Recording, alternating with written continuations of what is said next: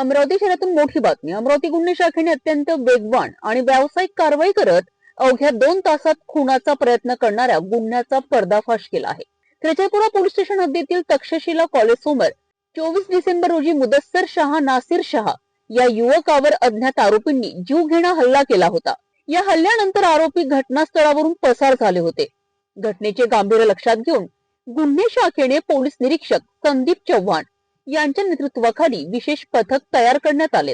गोपनीय माहितीच्या आधारे अमरावती शहरातील विविध भागात छापे टाकून कारवाई करण्यात आली आहे। या कारवाईत 19 वर्षीय संकेत सुभाषराव इरपोडे उर्फ एडा आणि 21 वर्षीय शुभम उर्फ शुभू बनसोडे या 2 मुख्य आरोपींना अटक करण्यात आली असून त्यांच्या सोबत विधी संघर्ष बालकांनाही ताब्यात घेण्यात आले आहेत। पोलीस तपासात सर्व आरोपींनी गुन्ह्याची कबुली दिली असून पुढील कायदेशीर कारवाई करिता त्यांना फ्रेजरपुरा पोलीस स्टेशनच्या ताब्यात देण्यात आले आहे।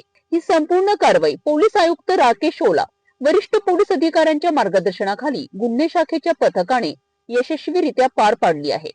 अमरावतीहून सिटी न्यूज प्रतिनिधी